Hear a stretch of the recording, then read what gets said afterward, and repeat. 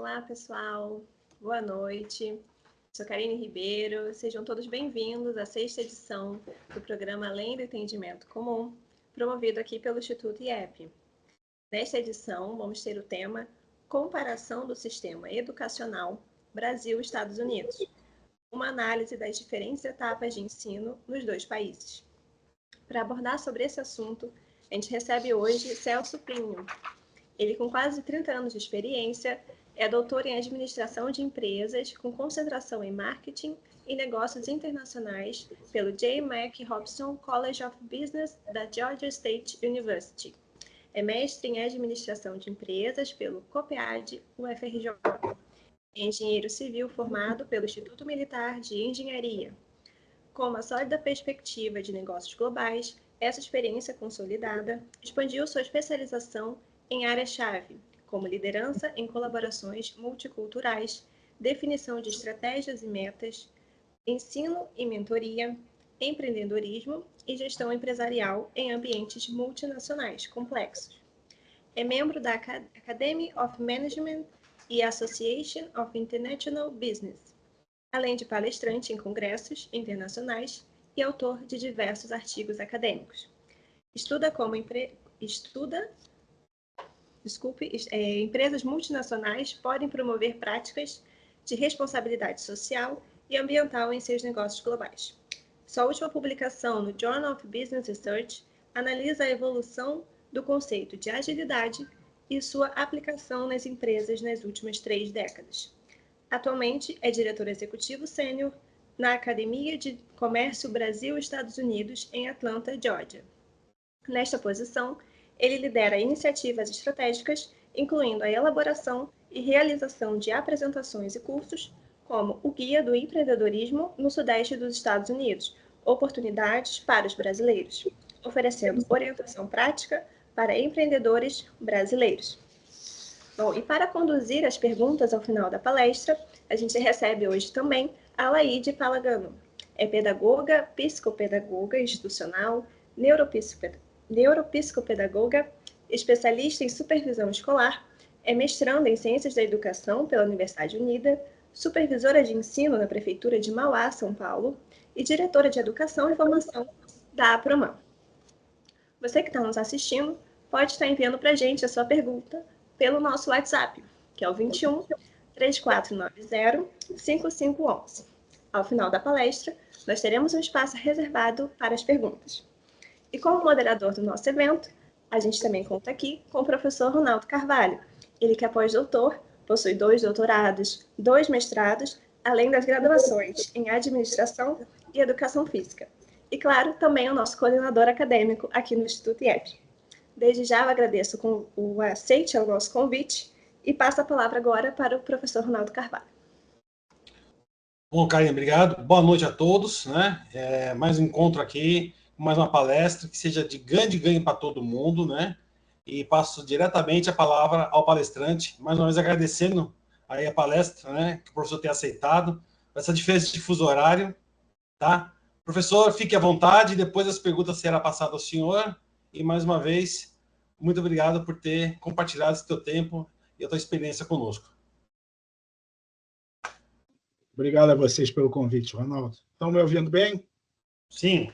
Sim. Ótimo. Então, vamos direto aos finalmente. O fuso horário não é tão grande, é 1 horinha a menos que aí, então não é nada muito crítico.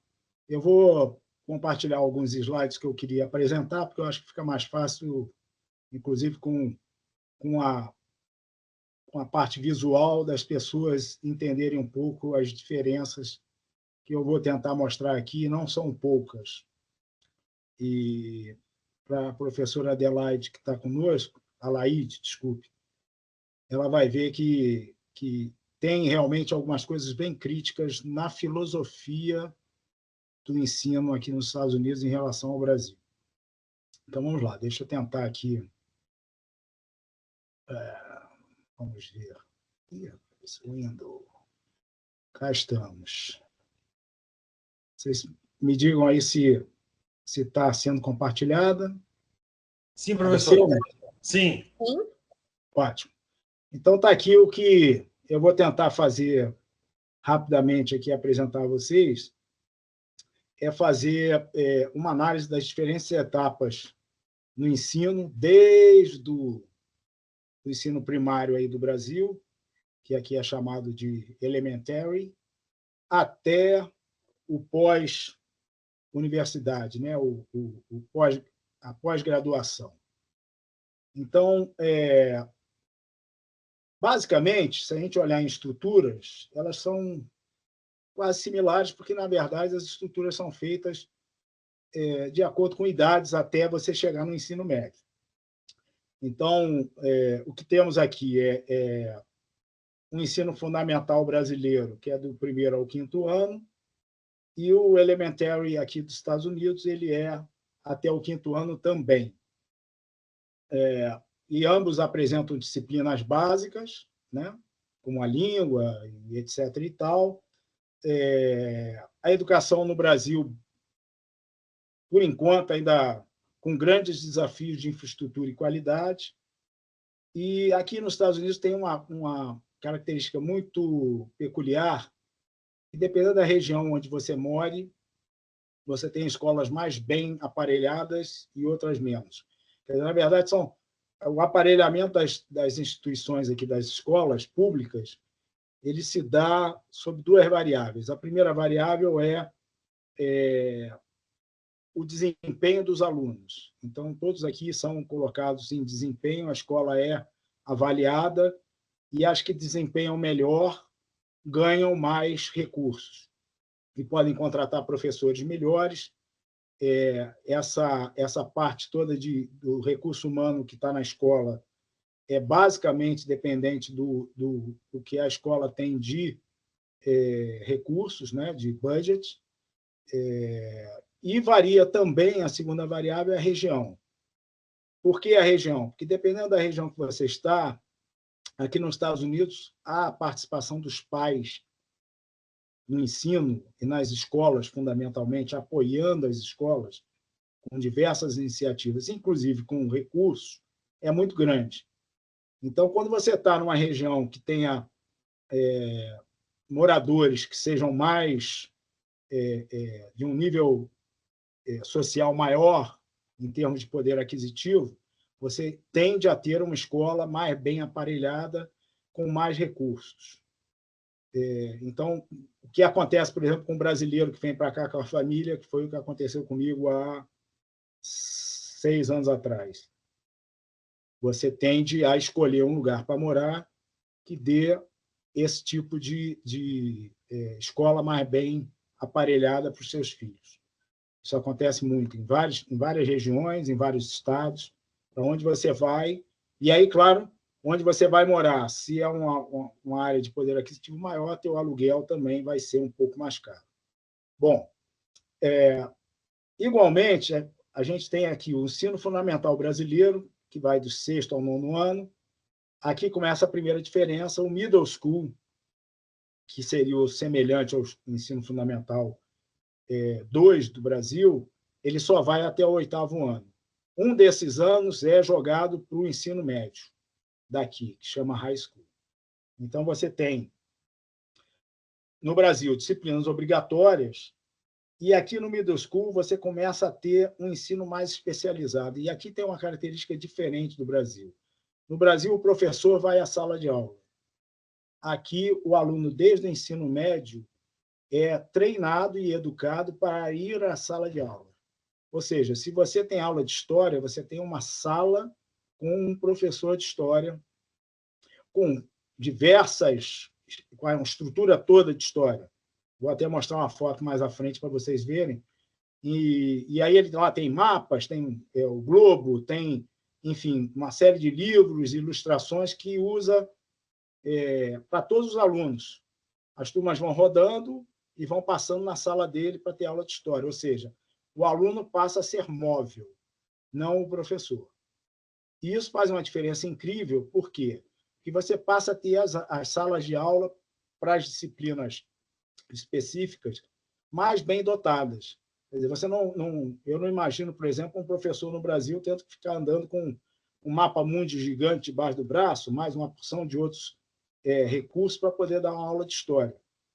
Ele não vai conseguir. Aqui não, aqui o cara fica na sala de aula e o aluno é que vai rodando, tá certo? E eles vão aprendendo isso a partir do ensino médio, do middle school. E aí nós entramos no ensino médio, no ensino fundamental 2, desculpe, do Brasil. No ensino médio, o Brasil tem 3 anos e ele é basicamente focado para você se preparar para vestibular, para você se preparar para o Enem, para você conseguir pontos para tentar ir para um curso de nível superior. Aqui nos Estados Unidos, não. Aqui nos Estados Unidos, você tem um currículo flexível e você começa a ter uma série de coisas que são diferentes do Brasil. Você tem créditos, como numa universidade, você passa a ser contado com créditos, onde você tem certas matérias que são obrigatórias e as outras você vai montar o perfil que você quer ir. Então, se você quer, por exemplo, focar mais em humanas, você vai ficar com mais cadeiras de humanas nas eletivas, e por aí vai. E o ensino superior, aqui no Brasil, você tem várias universidades públicas com acesso via Enem e vestibular, e você tem universidades privadas no Brasil que são pagas, e você tem algum tipo de apoio do governo através de financiamentos, bolsas, a própria universidade dá algumas bolsas, mas você, em alguns casos, tem até universidades que fazem seu próprio vestibular, né? Aqui nos Estados Unidos, há uma imensa flexibilidade com cursos que você chama de majors, em que você concentra numa certa disciplina e diz, por exemplo, eu quero ser engenheiro. E aí você vai fazer uma major em engenharia. Mas você pode fazer uma minor, por exemplo, em administração ou em international business. E aí você sai um engenheiro com uma major de engenharia e uma minor de international business. Todas as universidades aqui são pagas, independente se públicas são, tá certo? Custam muito caro em alguns casos, outros casos não tão caro, mas, de qualquer forma, a universidade, quem vê filme americano sempre vê a família lá discutindo como é que vai juntar dinheiro para poder financiar os estudos do nível superior. Enquanto no nível até o high school, você pode ter a criança, né, estudando de graça num colégio do Estado, enfim, num colégio público. As universidades não. Mesmo as públicas, elas são pagas. É claro que tem uma série de incentivos diferentes para quem é do país, e você tem uma formação muito voltada para mercado de trabalho e também para pesquisa e inovação. Então, você tem uma amplitude grande de oportunidades. Vamos seguir aqui. Então, no Elementary, o foco aqui é na introdução do ambiente escolar. Em alguns estados, o kindergarten é obrigatório, quer dizer, você não pode ter a criança em casa na idade escolar. Existem alguns estados, inclusive, que se a criança falta à escola, a polícia vai perguntar o que houve, eles são informados e vão à casa da família para saber por que a criança não está indo à escola. O currículo básico de inglês, matemática, ciência, e tem um professor nesse nível, né, de elementary para uma turma, e ele ensina tudo. Algumas escolas têm um currículo já mais avançado, com introdução de algumas línguas estrangeiras. Por exemplo, aqui, onde eu moro, na Geórgia, em Atlanta, você tem uma comunidade hispânica muito grande. Então, em vários lugares, todos os avisos públicos têm o espanhol como referência de segunda linha, de segunda língua, e então, em alguns colégios, isso é mantido. Por exemplo, para quem quiser fazer a língua hispânica. O ambiente com a ideia do desenvolvimento social e emocional das crianças, com o ensino de valores como respeito, cooperação e responsabilidade. Tá? Eles fazem muitas atividades em grupo, são incentivados a... Existem muitas, isso é uma característica em todos os níveis de escolaridade, até o final do high school, É uma característica da escola americana você ter diversas atividades extracurriculares, você incentiva clubes de leitura, esportes, artes, música, e isso não vem sozinho, isso vem com recompensas. Ao longo do caminho, quanto mais envolvido em atividades extracurriculares o aluno mais ele se habilita ao entrar na universidade, ser considerado um aluno valioso. Eles valorizam muito aqui o que eles chamam de trabalho para a sociedade. Então, os alunos aqui são incentivados realmente. Clubes de leitura, eles têm muito aqui, quando já passa para o middle school, eles fazem muitos clubes de debate para desenvolver o raciocínio lógico e capacidade de argumentação da criança, dando a ela esse expediente de poder, quando crescer, poder se colocar no mundo. E existe participação dos pais aqui desde o início. Existe uma coisa aqui chamada PTSA, que é o Parent Teacher Student Association. Toda escola tem um, algumas com pais mais participativos, mais atuantes, e é esse PTSA que provê recursos extras para a escola. Tá? E suporte financeiro, e também essas atividades extracurriculares contam muito com o suporte dos pais. Tá certo? Bom, vamos passar agora para o middle school. Por exemplo, essa escola de middle school aqui é a escola onde estudaram meus filhos, os dois. Aqui é a que eu falei da sala de história, tá vendo? Na verdade, é uma história com um pouco de geografia. Você tem aqui diversos fusos horários, tem um tremendo mapa mundi, e do lado de cá, na outra parede, você tem um monte de coisas que os alunos vão lá colando post-its, se posicionando quanto à história. Tem uma linha do tempo onde colocam os eventos, enfim. E vocês veem que no middle school está aqui o esporte, que é uma coisa muito forte nos Estados Unidos. Então, o middle school é considerado assim, abre aspas, fecha aspas, um mal necessário. É a transição entre você sair do universo em que você é pouco autônomo, no elementary, e passar a ser um cidadão mais autônomo. Que no high school, com créditos e tudo mais, você tem que ser mais autônomo. Você tem que escolher o que vai fazer. Você não tem uma grade curricular que te impõe, a não ser as principais. Você tem que achar os horários para encaixar teus cursos. Aqui não. Aqui você já começa a ter troca de salas e professores. O sujeito vai pulando de sala em sala. Então, por uma sala dessa, passam 3, 4, 5 turmas diferentes. Você tem matérias obrigatórias e tem algumas eletivas, como artes, música, tecnologia, linguagem estrangeira, geralmente é espanhol ou francês, e ciências da computação. A ideia é o desenvolvimento... o desenvolvimento... Só um minutinho. Estou sendo informado aqui do que vai ser amanhã o tempo. Pronto, vamos continuar. Desenvolvimento socioemocional, fase crítica para o desenvolvimento emocional, programa de educação socioemocional para desenvolver habilidade de resolução de conflitos, ter empatia, tomar decisões responsáveis. Nos extracurriculares, você tem vários torneios de esporte já, as escolas começam a competir entre elas. Então, por exemplo, minha filha, nessa escola de middle school, fez tênis e jogava pela equipe da escola contra outras escolas da região. Então, já cria ali a ideia da competição, do fair play, etc. Tem diversos clubes acadêmicos de debate, matemática, ciências, dando um incentivo adicional às aptidões das crianças.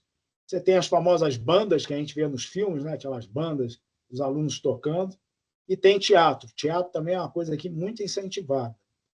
Tanto você trabalhar como um personagem numa peça, quanto outros alunos ajudarem a montar a peça, montando cenário e sendo backstage das peças. Tá? E a participação dos pais, igualmente, com reuniões e suporte financeiro, principalmente para os esportes. Que eles começam a ter que sair de uma escola para outra, aí os pais compram os lanches para eles poderem ir, que é, em geral, depois do horário da escola que esses eventos acontecem, alguns finais de semana, etc. Vamos ao high school. Aqui, eu acho que a gente pode dizer que é a maior diferença que existe entre uma escola no Brasil de ensino médio, né, daí, e uma escola de high school aqui. Primeiro que o currículo é um currículo flexível. Então, você tem matérias obrigatórias, mas você tem diversas eletivas, mas não mais eletivas no sentido de que alguém te guia e diz, não, então faz isso ou faz aquilo. O aluno tem que escolher, tá certo? Essa daqui é a escola onde estudaram meus filhos, os dois. Vocês veem aqui, é um prédio de 12 andares, um high school. Tem 500 alunos para cada nível. Então, vai do 9º ao 12º, você tem cerca de 2.500 alunos nessa escola.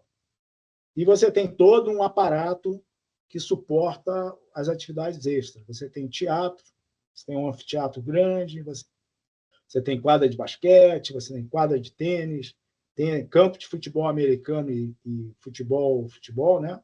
O soccer. Você tem beisebol, ou seja, você já começa a dar uma estrutura para quem quer desenvolver também as aptidões de esporte. Por quê? Porque um bom desportista é um candidato potencial a ganhar uma bolsa de estudos na universidade. As universidades valorizam muito quem tem esportes, é bom em algum esporte, porque isso dá a elas marketing, visibilidade. Né? Então, equipes fortes, você pega, por exemplo, a Universidade de Michigan, é uma equipe fortíssima em futebol americano. Isso para eles é um marketing tremendo. Tá certo? E para as crianças é uma oportunidade não só de fazer a universidade, como eventualmente ir para o mercado do esporte americano, que é enorme e com salários bem tentadores. Aqui existe uma outra diferença, é que você passa a ter uma classificação dos alunos pelos desempenhos deles. Então, alunos que vêm mais bem preparados e que estejam mais avançados, por exemplo, em matemática, eles vão fazer parte de turmas de matemática com mais reforço e mais puxadas. Além disso, você tem, né, no nível do high school, matérias que eles chamam de Advanced Placement, que são cursos já de nível universitário, que o aluno toma para ele e que servem para ele abater créditos na universidade, o que significa economia. Tá certo? Cada aluno pode chegar a ter 12 créditos feitos nesses cursos, ou seja, 4 cursos de 3 créditos, e existe um número de créditos no sistema do high school que ele tem que cumprir para se formar. Cumprir por ano e cumprir no final do curso. Existe também turmas chamadas de honors, que são mais rigorosas e que preparam mais fortemente os alunos nas diversas matérias. Tá certo? Quando eu falo aqui que existe um curso de honors, é um curso de honors em matemática, um curso de honors em inglês, em literatura, um outro em ciências, ou seja, você tem, em cada um desses focos de disciplina, você tem cursos de honors e os melhores alunos são puxados. Por quê? Aí entra a questão da avaliação que eu falei para ter recursos. As escolas mais bem avaliadas, elas recebem mais recursos. Então, elas preparam alunos, vários, o mais para cima possível, para conseguir ter notas boas e, com isso, retornar para a escola em termos de recursos. Tá certo? Então, os sistemas é por créditos e você tem ênfase em várias atividades extracurriculares, da mesma forma que vem do middle school, com debate, matemática, ciências, e essas atividades já no high school são extremamente valorizadas para as universidades. Então, você não vai para uma universidade, se você vai competir com alguém que não fez uma atividade dessa, que não cumpriu, por exemplo, no high school aqui, você tem que cumprir para ganhar o diploma 75 horas de atividades de serviço social.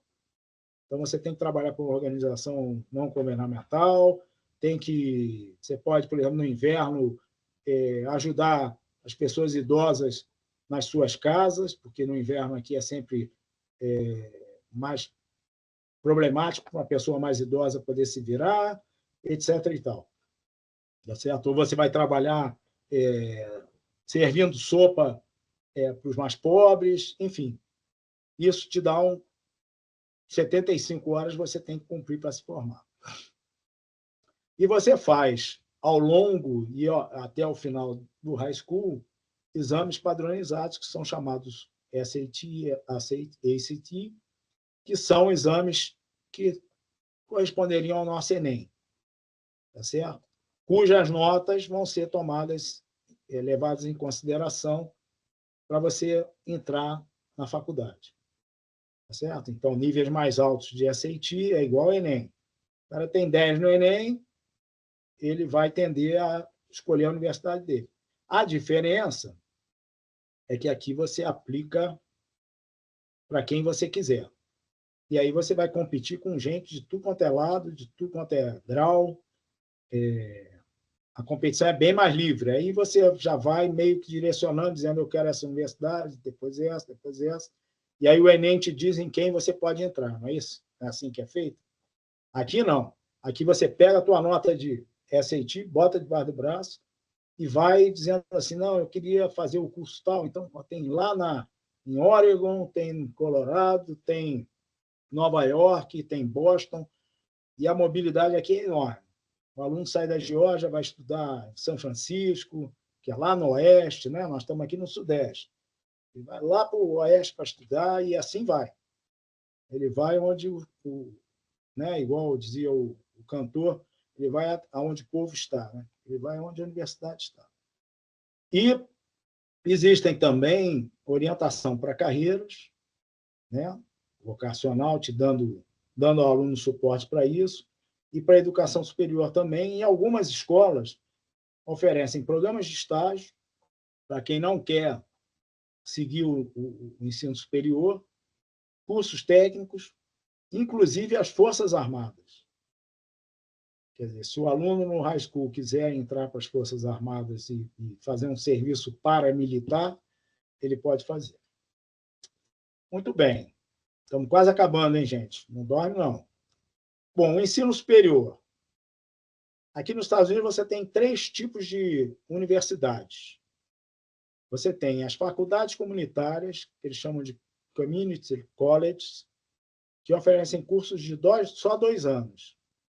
E você não sai um bachelor, você sai um associate degree. Você recebe um associate degree e você pode pegar esses créditos, se quiser depois, e levá-los para uma universidade e ganhar esses créditos para continuar um curso universitário que você queira fazer numa universidade normal.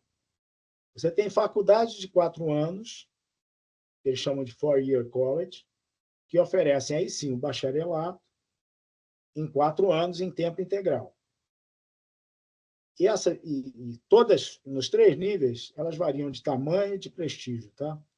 Então, você pode ter uma faculdade comunitária de alto prestígio e você pode ter uma universidade de péssimo prestígio. O terceiro tipo é a universidade. O que diferencia a universidade das faculdades, quer dizer, a faculdade comunitária da faculdade de 4 anos é a duração dos cursos e o diploma que você recebe. As universidades diferenciam das faculdades de 4 anos porque elas são, além de universidades que dão o nível superior, né, o bacharelado, elas dão também, oferecem graduação, pós-graduação, pesquisa, mestrado e doutorado. Tá? O ensino superior é pago. O americano aqui ele tem uma opção enorme de bolsas que ele pode se candidatar, e para essas bolsas contam atividades extracurriculares, se ele fez esportes, o SAT dele, enfim, tudo. Além do próprio grau da escola, tá? Que é da avaliação interna da escola, que chama GPA. Eu esqueci de escrever em algum lugar. O ensino superior, o que conta? O que você precisa ter para ser admitido? Você tem que ter o histórico acadêmico, que aí com as notas, com o GPA, como eu falei. Você tem exames padronizados, que são SAT e ACT. Hoje em dia, algumas universidades estão dispensando a exigência do SAT e ACT, fazendo uma avaliação muito mais interna. O aluno precisa apresentar para cada universidade que ele aplique, poucas dispensam isso, textos que explicam interesses e aspirações desse aluno, além da sua motivação para estudar lá. O que você quer estudar na Universidade da Geórgia? Porque eu acho a Universidade da Geórgia é a melhor nisso, naquilo, sempre sonhei, enfim. Igualmente, o ensino superior leva em conta, como eu falei, todas essas atividades extracurriculares. Se você fez o clube de debate, se você fez teatro, o número de horas que você serviu à comunidade. Por quê? Porque lá dentro da universidade também eles valorizam muito o aluno participar das atividades da universidade e ajudar com seu trabalho nas atividades da universidade. E também tem que ter cartas de recomendação escritas por professores ou conselheiros acadêmicos dos seus high schools. Então, isso para entrar numa universidade. Isso só vale para quem estuda aqui, tá, gente? Quem vem de fora vai ter que passar por um outro processinho aqui. Vamos lá. Já na pós-graduação, a admissão é feita através de uma prova de GMAT ou GRE. O GMAT mais para quem vai fazer ciências exatas, o GRE é mais para quem vai fazer ciências sociais. Tá? Você tem 2 tipos de mestrado, um acadêmico e um profissional, e duram um mestrado, em geral, de 1 a 2 anos. O doutorado ele é mais flexível aqui nos Estados Unidos, no sentido de que o aluno não precisa ter um mestrado para fazer. O mestrado aqui ele é fortemente usado para o cara melhorar o nível profissional dele. Então, os MBAs aqui são muito famosos aí pelo mundo, os MBAs, Master of Business Administration, que qualquer aluno de qualquer área, o cara pode ser médico, se ele fizer um MBA, ele valoriza a carreira dele de médico e passa a ser um administrador da área médica também. O doutorado ele leva de 4 a 6 anos. Existem casos em que o aluno passa direto do undergrad aqui, do nível superior básico, para o doutorado ao final. Então, ele não precisa passar por um mestrado, diferente do Brasil. No Brasil, eu, para fazer... Até comecei um doutorado aí no Brasil, na PUC do Rio, mas eu só consegui entrar na PUC do Rio porque eu tinha um mestrado e tinha o meu bacharelado, meu nível superior, meu nível de engenharia. A admissão nas universidades, então, GRE, GMAT, cartas de recomendação, você tem que fazer um ensaio dizendo por que você quer. Você passa por uma batelada de entrevistas para ser aceito. E se você é um aluno internacional, você passa por essas etapas todas.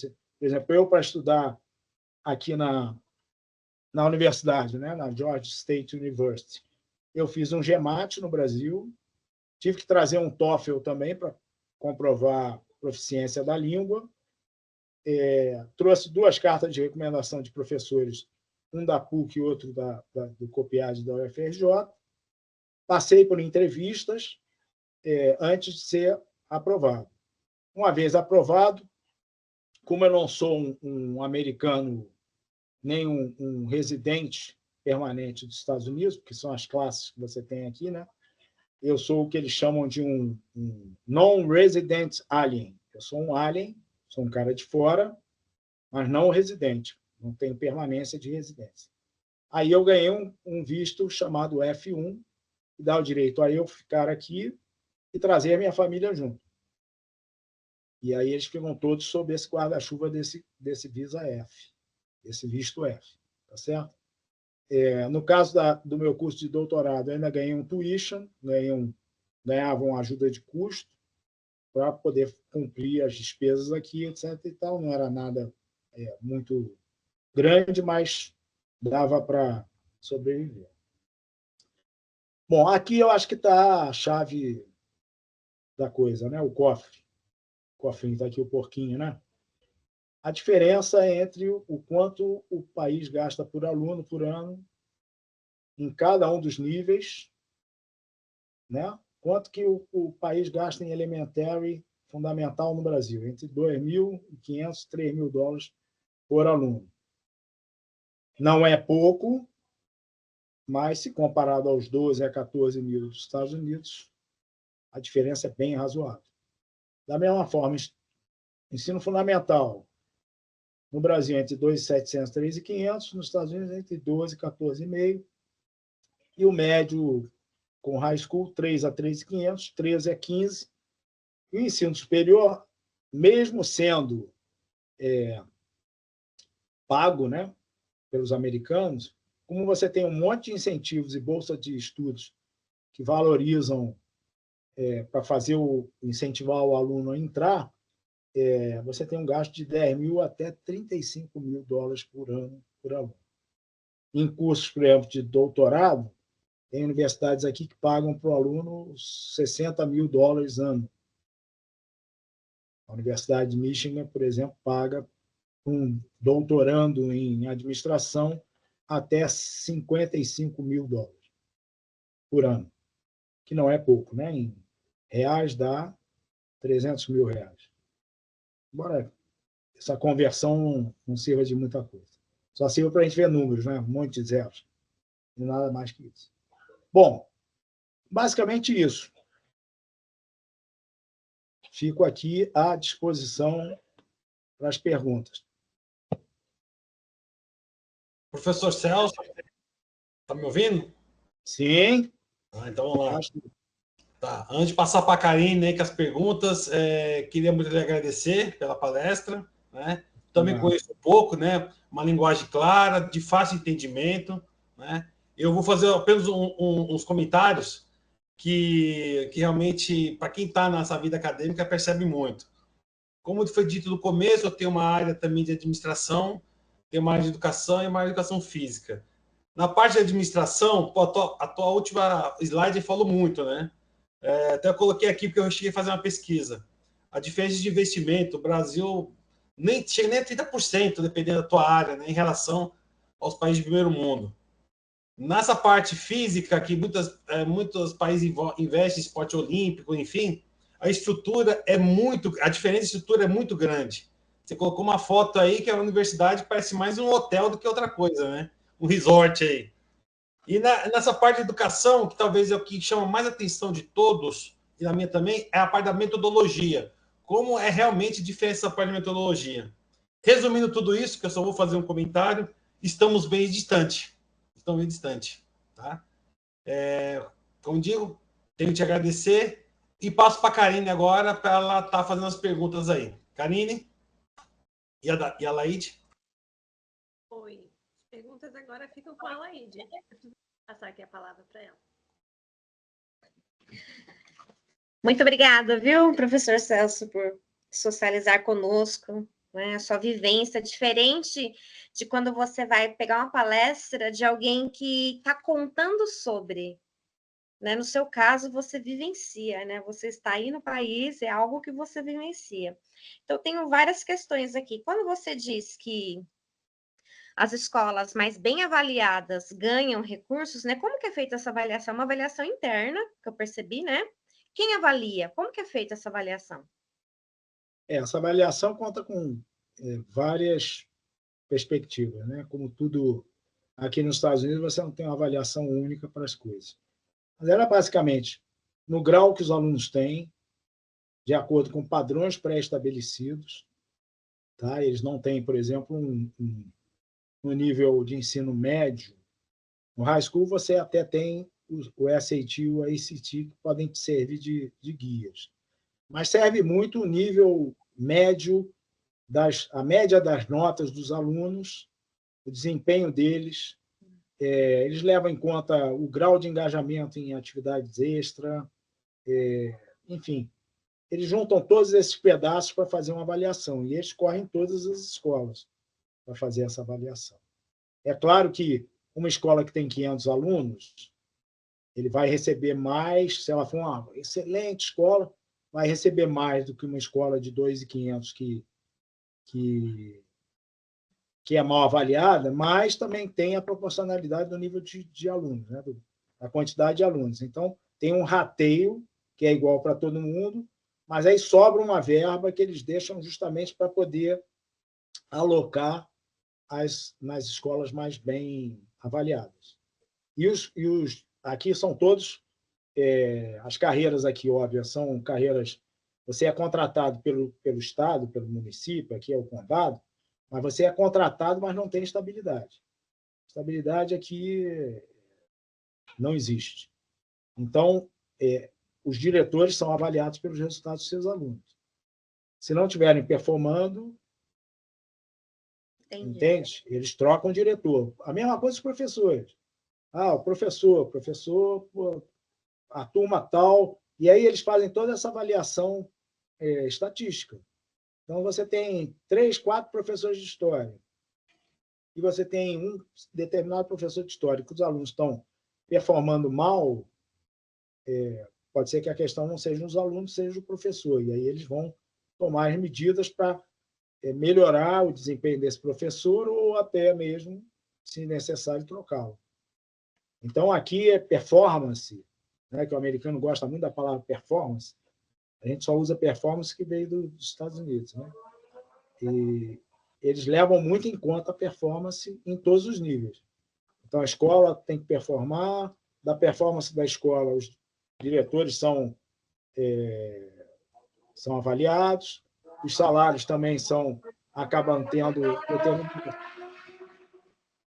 determinadas premiações, enfim, tem bônus por desempenho, e por aí vai. Uma base nacional, tem, porque aqui no Brasil a gente tem uma base nacional, né? O currículo é feito em cima dessa base, os currículos municipais, estaduais, aí tem uma base nacional, nos Estados Unidos ou não? É por estado? Não, aqui os Estados Unidos, por isso chama Estados Unidos, tá? Diferentemente da República Federativa, que o nome já diz no Brasil, né? A federação está acima dos estados. Aqui os Estados Unidos é uma república de união de estados. Então, o estado tem autonomia. A federação só entra para legislar coisas que tenha que fazer disputas. É claro que tem diretrizes, o governo federal lança incentivos, mas cada estado gere sua educação autonomamente. Alunos com deficiência, entendi. Não, é porque a gente, por exemplo, lê, vocês devem estar lendo aí no Brasil sobre a lei do aborto aqui nos Estados Unidos. Sim. Cada estado legisla. Tem a legislação diferente, né? E aí um proíbe, outro permite, e aí o governo federal, o Supremo tenta entrar, mas aí o nego diz, não, o Supremo não pode entrar porque cada estado pode legislar, e por aí vai. De certa forma, é claro que, para o bem comum, os estados buscam coisas, terem um certo nivelamento no que propõe, principalmente de matérias básicas. Entendi. Mas eles são autônomos na forma de conduzir, na didática, enfim, nos materiais. Okay? O aluno com deficiência, ele consegue atingir? Porque no Brasil tem uma série de políticas públicas para aluno com deficiência, né? De cota, para conseguir chegar, né? Tem auxiliar, tem uma série de políticas públicas. Aí nos Estados Unidos, como as escolas são, né, particulares, mesmo as públicas são particulares, como que o aluno com deficiência ele consegue seguir os estudos? Não, olha só, na verdade, a coisa aqui é feita para ser inclusiva. Mas, por outro lado, quer dizer, como a palavra performance faz parte do vocabulário americano e da cultura americana, eles também têm a preocupação de não penalizar os melhores. Porque existe, às vezes, na tentativa de você recuperar, por exemplo, eles procuram não misturar quem tem a deficiência, quem está com deficiência nas matérias, com quem está bem nas matérias. Por quê? Porque se o professor vai para a sala de aula preocupado em tratar só quem tem a dificuldade, ele pode deixar de lado quem tem a proficiência. e aí atrasar esse aluno que é mais proficiente. Por isso que eles tomam esse cuidado de pré-avaliar os alunos e tentar criar, dar incentivo para os que são melhores, como eu falei, para terem classes especiais e terem desafios, etc. E, ao mesmo tempo, para os que têm a deficiência, as próprias escolas tratam isso. Por quê? Porque o aluno com deficiência aqui, Alaide, significa um aluno com nota baixa. Se ele tem nota baixa, ele vai fazer o que com a média da escola? Baixar a média da escola. Então, a escola não tem interesse em não recuperar esse aluno. Entendeu? Então, ele vai fazer o que for necessário. Não sei se a deficiência é nesse sentido. Não. Deficiência intelectual, por exemplo. Não. Surdez. Aqui eles chamam isso de disability. E eles têm um programa especial, Entendi. Que aí é federal, chamado 504, que aí eles assambarcam várias classes de disabilities. TDAH, o autista, enfim, deficiência física, e com isso eles trabalham especificamente essas pessoas nas escolas, num ambiente inclusivo, mas aí com a sua especificidade. Então, por exemplo, se um aluno é TDAH, tem dificuldade de socialização, ele entrando com um programa desse, o 504, ele vai ser cuidado para que ele não tenha, que ele tenha essa dificuldade, como é que eu vou dizer, atenuada. Vai se buscar, o professor já entende que ele tem essa dificuldade e vai trabalhar mais próximo a ele tentando resolvê-la, entendeu? Ou, pelo menos, mitigar um pouco o problema. Posso estar errada, mas parece que a família não tem opção de não levar a fono, não levar na terapia. Parece que a família é bem cobrada, né? Eles têm que ter todo o acompanhamento, né? Conforme a deficiência. E você tem que comprovar à escola que você está fazendo o tratamento específico. Para ter, inclusive, os benefícios dentro da escola, que aqui é tudo tratado como uma parceria mesmo. Por isso que a entidade de pais é tão relevante. Não é só a entidade em si, mas cada pai é importante. Então, por exemplo, meu filho mais velho, quando entrou no high school, teve muita dificuldade, porque ele não cumpriu o middle school todo aqui. Já minha filha, não. Minha filha veio do elementary, passou no middle school, entrou no high school, ou seja, ela já entrou com esse middle school, que é a ponte, lembra que eu falei que o middle school aqui é a ponte entre não ser autônomo e ser autônomo? Ela passou tranquila. Meu filho fez 1 ano só do middle school, não fez os 3. Então, ao entrar no high school, ele teve uma dificuldade terrível, mas foi altamente amparado pela escola, chamando a gente, fazendo a gente entender como era o sistema lá, o que precisava fazer. Por isso que eu hoje estou aqui, entendeu? Porque eu vivenciei isso em vários aspectos. Em fazer application para a universidade, é uma coisa que o aluno americano aqui chega no final do high school, ele faz as aplicações. Não precisa de ninguém. Nós não, nós viemos de fora, tínhamos que entender como é que fazia e ajudar, etc. E tal. Então, tem essa questão. Então, dentro dessas dificuldades, a gente criou um plano junto com a escola, quais as matérias que ele ia fazer, quais não ia, porque essa e não aquela. Isso tudo com a orientadora pedagógica e a orientadora psicológica da escola. Tem 2 perguntinhas que chegaram aqui no chat. Obrigada pelas respostas. Sejam bem-vindos. Maravilhoso, né, escutar. Vamos lá. A Gláucia Teixeira disse: apenas parabenize-o em meu nome, por gentileza. Disse que as minhas dúvidas que foram surgindo, ele conseguiu, durante a conversa, já ir esclarecendo de maneira muito clara. Você tem bons contatos? Pergunte o que eu preciso fazer para ganhar bolsa e estudar doutorado lá. No caso aí. Então, a Gláucia está perguntando como que ela poderia, né, fazer para ganhar bolsa e tentar prestar um doutorado nos Estados Unidos. Pois é, a primeira coisa que ela tem que tentar fazer é ter uma escola aqui. Quer dizer, como tudo na vida, você primeiro tem que ver se tem alguém ou algum lugar onde você possa fazer esse doutorado. Não sei qual é a especialização, Gláucia, sua, Mas, por exemplo, eu, quando pensei em administração, como eu, né, como foi dito aí na minha bio pequena, curta, de 30 e tantos anos de empresas, eu, quando saí da Petrobras, resolvi, me aposentei e resolvi entrar para o mundo acadêmico, que era uma coisa que eu já flertava desde os tempos de copiais, dava aulas, criava cursos, etc. E, para fazer essa ponte para cá, eu tinha muito interesse em negócios internacionais.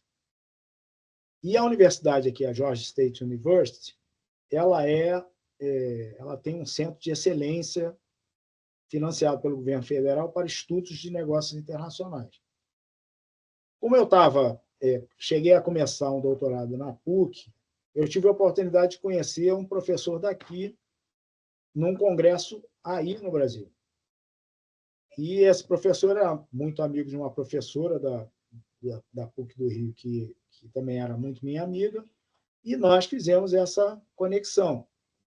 Perguntei como é que era. A primeira coisa que precisa saber é você entender como é a universidade, se a universidade oferece bolsa para aluno internacional.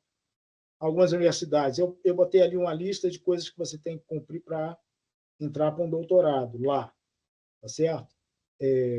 Você tem que ver se a escola quer, você vai ter que passar por entrevistas, você vai ter que conhecer alguém para fazer. Se, por exemplo, você escolheu uma universidade, vou chutar aqui, eu queria fazer doutorado na Universidade de Michigan. Vai no site da Universidade de Michigan e pergunta lá como é o doutorado, como me candidato ao doutorado. Porque toda universidade aqui, Glaucia, tem apoio não só no nível do doutorado, como também no nível de undergrad, né, do bacharelado, lá do nível superior, para alunos internacionais. Toda universidade aqui tem uma gerência voltada especificamente para apoiar alunos internacionais. Para vocês terem ideia, a Georgia State hoje tem cerca de 100 mil alunos aqui. 12 mil alunos desses 100 mil são alunos que vêm de fora. O negócio de educação nos Estados Unidos é o quarto maior business dos Estados Unidos. Perde só para real estate, que é a parte de venda e compra de imóveis, parte médica, medicina, que aqui é muito relevante, e mais uma que eu me esqueci agora. Então, roda muito, vem muita gente fora, vem aluno da China, do Vietnã, vários lugares do mundo. Tem gente do Irã, gente do Iraque, enfim. Mas eu te sugiro o seguinte, veja a sua área, Glaucia, de concentração, em que você gostaria de fazer o doutorado, descubra quais são as universidades relevantes nesse tópico, o que oferecem. Por exemplo, International Business é uma área que nem todas as universidades, mesmo aquelas que são fortes em business, têm, não oferecem cursos específicos ou doutorado nisso. Tá? Descobrindo isso, entre no site delas e vá fazer aquela perguntinha. Como eu aplico com o doutorado? É claro, você vai precisar ter proficiência na língua, você entra lá no site e descobre. Eu acho que é isso. Se você é do meio acadêmico brasileiro, você, de repente, consegue ainda algum tipo de incentivo, CAPES, bolsas, etc. Mas é isso, basicamente. Eu sugiro você entrar no site e pesquisar. Obrigada. E aí, desculpe, em geral, esses sites também têm lá um contatozinho, um e-mail, querendo mais informações. Aí você já cria a ponte. Vem cá, sou do Brasil, queria, blá, tal. Ok? Ok. Só tem mais duas. A Rosana Menezes falou que com a bolsa de $3.000 é suficiente para a pessoa viver e estudar? E a Raimunda pediu para você falar um pouquinho sobre o teste AB65. Oh, meu Deus. O teste é isso. Eu sei não. Sei não. Alguém sabe? Se a Raimunda Não. puder escrever. A B65 não me é familiar. Talvez eu conheça por outro nome. Vamos lá, qual era a primeira pergunta antes do AB65? Se com $3.000 é suficiente, é suficiente para a pessoa viver e estudar. $3.000 o quê? No mês? Ela não explicou se é por mês ou é por ano. Deve ser, porque $3.000 no ano não dá nem para começo de conversa, né? Como eu falei, você tem que vir para cá, você vai ter que pagar um aluguel, mesmo que você more, faça uma repúblicazinha, né? Você vai pagar algo em torno de, vamos dizer, aqui em Atlanta, $500, $600 num aluguel, achando com umas 3 pessoas, e para sobreviver. Eu diria a você que você tendo em torno de 25, né? 3.000 por mês, 36, dá para viver. Não sei qual é seu padrão de vida no Brasil, mas se for para viver e estudar, dá. Dá até porque a universidade te dá materiais, e se for estudar, doutorado. Se você for estudar no undergrad, você talvez tenha despesas maiores. Aí teria que ver, dependendo para onde você vá. Se você for fazer, né, vou estudar engenharia nos Estados Unidos, aí é diferente. Aí as regras são bem mais menos flexíveis. Você tem que toda universidade tem o que eles chamam de, deixa eu me lembrar aqui, bom, esqueci o nome. Toda universidade tem alojamentos, palavra aqui em inglês eu não lembrei. Tem alojamentos para os alunos que chegam internacionais, inclusive. Como tem essa mobilidade, lembra que eu falei muito da mobilidade? O sujeito sai da Geórgia, vai estudar em São Francisco, as universidades têm alojamentos para receber quem vem de fora. Só que não são baratos. Um alojamento desse custa, em média, $8.000 por ano, para você compartilhar um quarto com alguém. Então, dos seus 36, você já teria 24 sobrando, que eu acho que dá para sobreviver. Você não vai viver nababescamente, mas dá para viver. Vamos lá, Laíde. Já sabemos o que é o EB36, sei lá, 65? Eu coloquei no Google aqui para poder... Descobriu? Está escrito que o teste AB65 é uma métrica, né? Que compara 2 versões de conteúdo, um anúncio. Karine, a Raimunda escreveu sobre o que é esse teste? Não, então, a gente recebeu essa mensagem, né? Imaginei que fosse algo relacionado à proficiência do inglês, né? Algo assim de uma prova, né? De seleção. Não sei. Eu também desconheço. Não passou nas minhas vistas.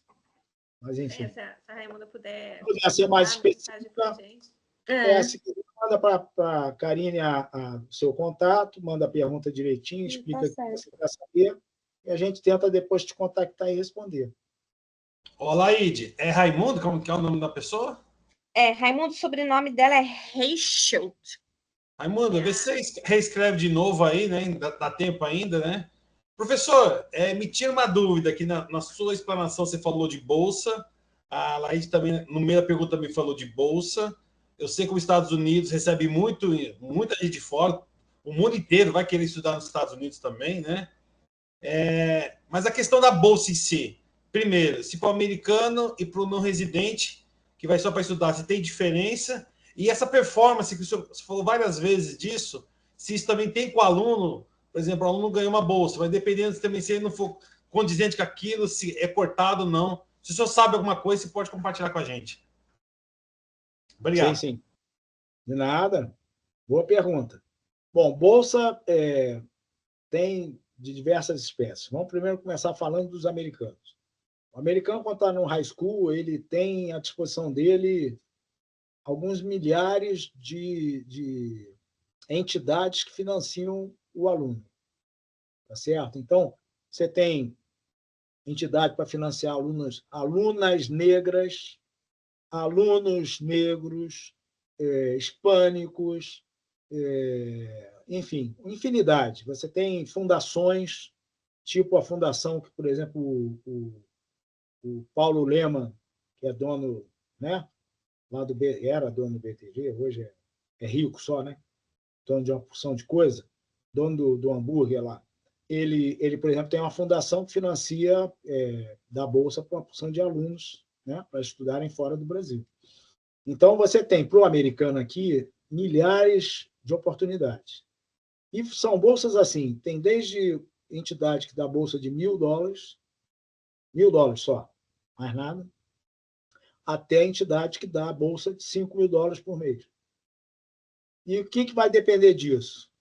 De você se apresentar, fazer uma boa carta de apresentação, você tem que submeter um processo todo, tá? Para você receber essas bolsas, o americano aqui tem que entrar num sistema, fazer para cada bolsa preencher uma carta daquela que eu falei, dizendo por que você quer a bolsa, por que você acha que merece, o que você vai fazer de diferente para merecer isso, que o outro não merece. E por isso o americano é treinado desde o início a argumentar, né? A escrever bem, a tentar se colocar, porque ele vai precisar preencher essa papelada toda para concorrer a essas bolsas. Para quem não é americano, que vem de fora para estudar, aí é mais difícil. Em geral, o aluno estrangeiro, se vier de cara assim, eu vou sair do Brasil vou pagar para minha filha estudar nos Estados Unidos, né? Fazer a faculdade nos Estados Unidos. Vai pagar preço cheio, vamos dizer assim. Tá? No caso, por exemplo, meu filho hoje faz a universidade aqui na Georgia State. E pelo fato da gente ter pago imposto no estado da Geórgia desde 2019, a gente tem uma classificação, mesmo sendo não residente, diferente de um não residente que chega de chofre, né? Chega assim para estudar. Então, ele recebeu o que eles chamam de in-state tuition, que é um abatimento no valor cheio da universidade. Tá? Mas, mesmo assim, eu pago. Não, pago pouco pelo estudo dele. Tá certo? Bom, isso no nível de graduação. No nível de pós-graduação é aquilo que eu falei. Cada universidade, em geral, as universidades é que vão te dar uma bolsa. Então, você vai ter que falar um pouco da pesquisa que tu quer fazer, o que tu quer fazer de diferente, para ver se o cara te gradua. Porque mesmo, por exemplo, Michigan, que dá uma bolsa de 52 mil, ele pode te pagar só 36, 40, se ele achar que você não tem... E uma coisa que eu esqueci de falar é que as universidades, principalmente no nível de pós-graduação aqui, elas são muito voltadas para pesquisa que dê resultado e que ajude as empresas a crescerem. Então, por isso roda também muito dinheiro nas universidades e patrocínios que eles recebem de empresas grandes, que é o que possibilita eles a darem bolsas aos estudantes, nos vários níveis, curso de engenharia, curso de administração, enfim. Okay? Seria mais ou menos a empresa também dentro da universidade, não? Ou não? Não, a empresa vem para a universidade porque ela vê valor no que a universidade pode dar para ela. Por exemplo, como eu falei, a Georgia State University é considerada a referência, uma das 8 nos Estados Unidos, que tem um troço chamado Cyber, que é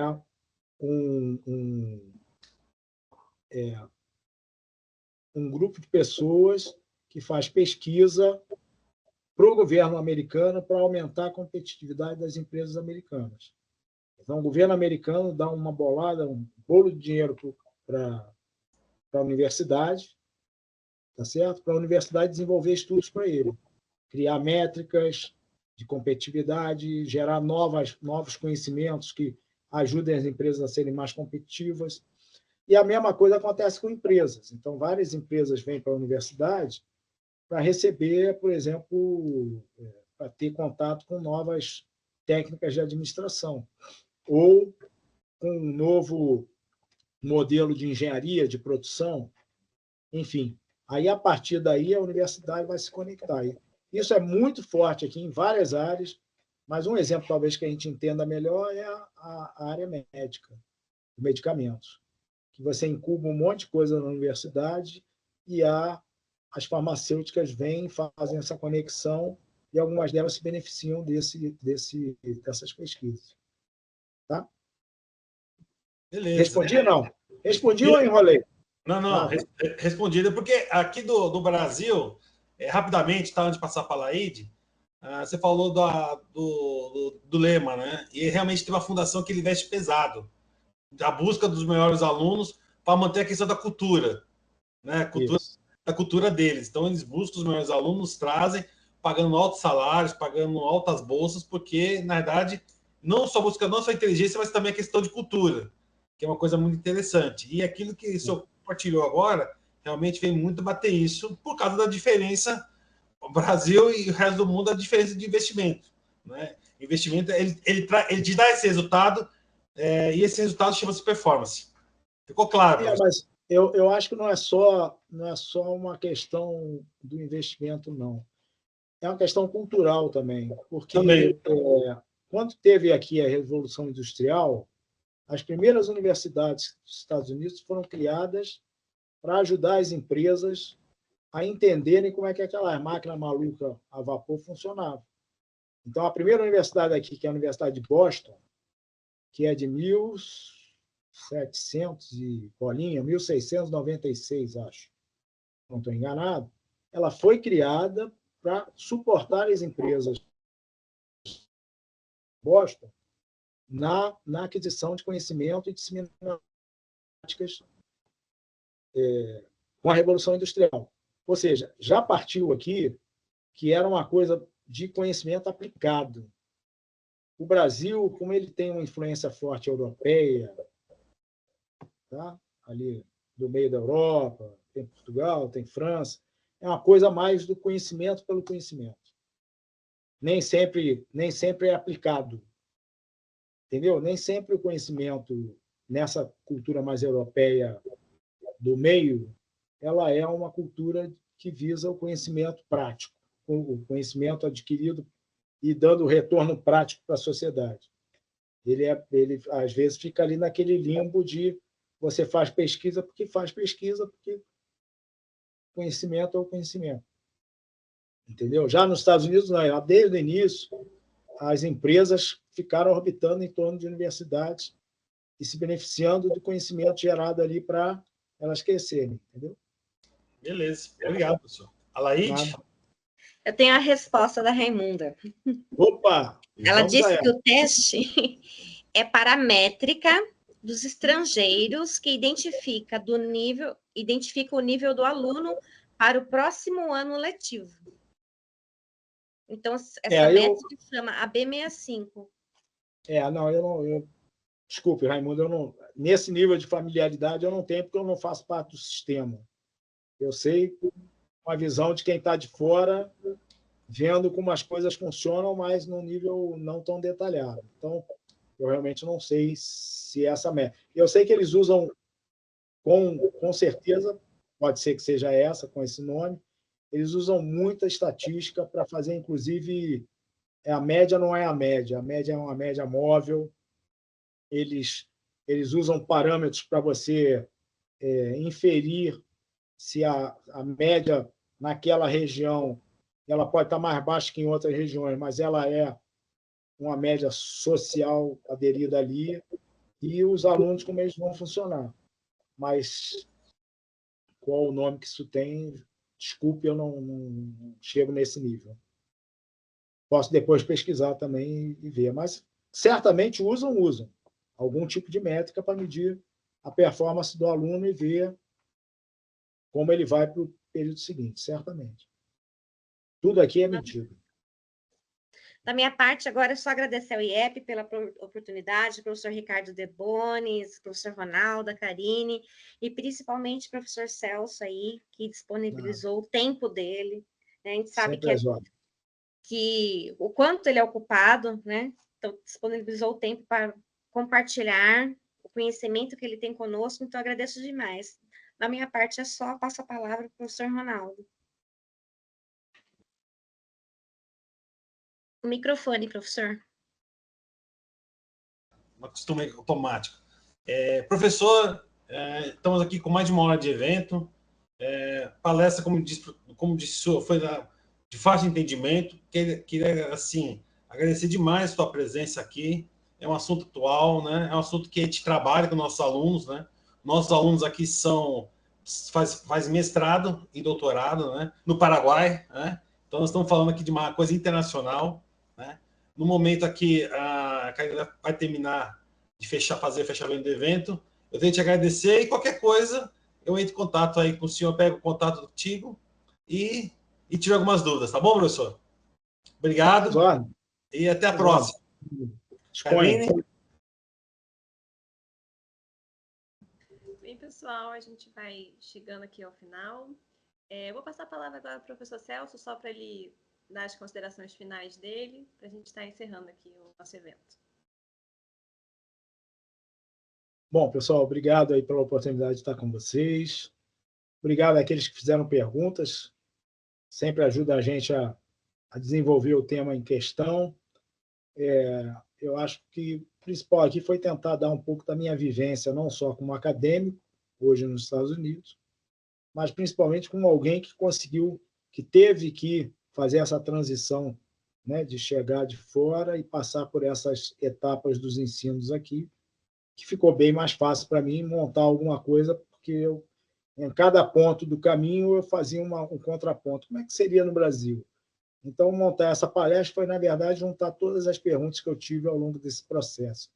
Queria agradecer a todos, em especial ao professor Ricardo Ebones, por esse convite e a oportunidade, e colocar à disposição.